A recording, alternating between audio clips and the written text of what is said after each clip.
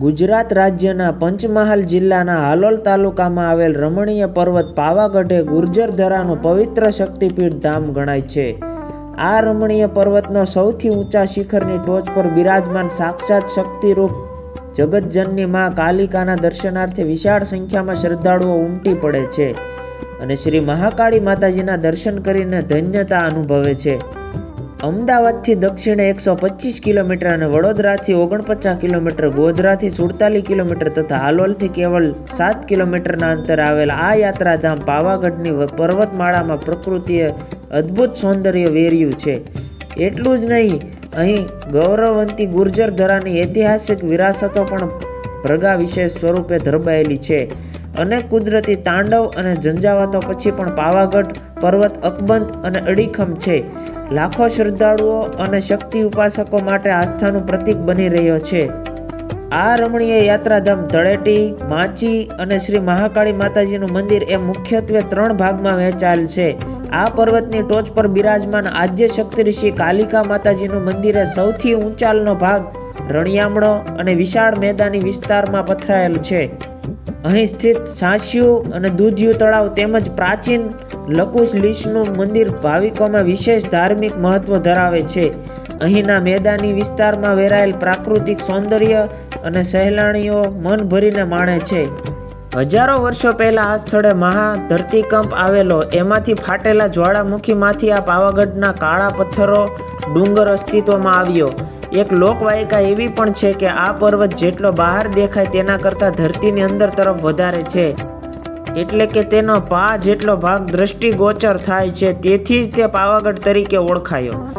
હજારો વર્ષો પૂર્વ પુરાણ કાળમાં મહર્ષિ વિશ્વામિત્ર આ પર્વતમાં વાસ કરતા હતા. આ પવિત્ર તપોભૂમિ પર ઉગ્ર તપસ્યા અને આરાધના કરીને બ્રહ્મ ઋષિનું શ્રેષ્ઠ પદ સિદ્ધ કર્યું હતું. એવું પણ કહેવાય છે કે શ્રી કાલિકા માતાજીએ આપેલ નરવાણ મંત્રનું અનુષ્ઠાન કરીને વિશ્વામિત્રજીએ આ બ્રહ્મ ઋષિનું પદ પામ્યા હોવાથી તેને ચિરંજીવી રાખવા આ રમણીય પર્વતના સૌથી ટોચના શિખર ઉપર તેમણે સ્વયં જગતજનનીમાં ભવાની કાલિકા માતાજીની સ્થાપના કરી હતી.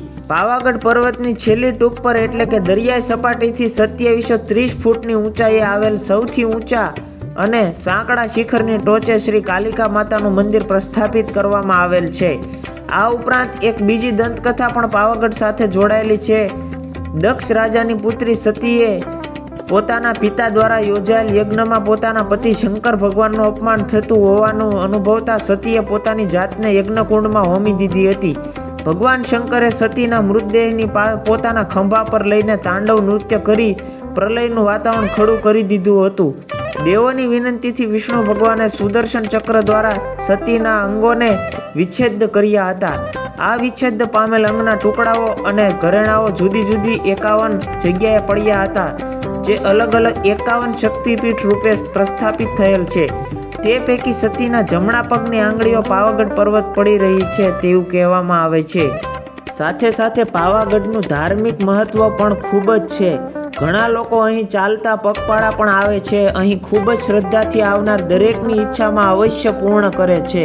પહેલાં તો અહીં પગથિયા ચડીને જ જવું પડતું હતું, પરંતુ હવે તો રોપવેની વ્યવસ્થા પણ થઈ ગઈ છે.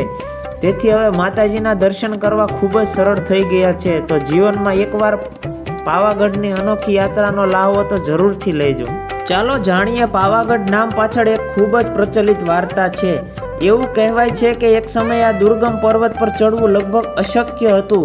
ચારે બાજુથી ખાડાઓથી ઘેરાયેલા હોવાના કારણે અહીં પવનની ગતિ દરેક જગ્યાએ ખૂબ જ વધારે છે.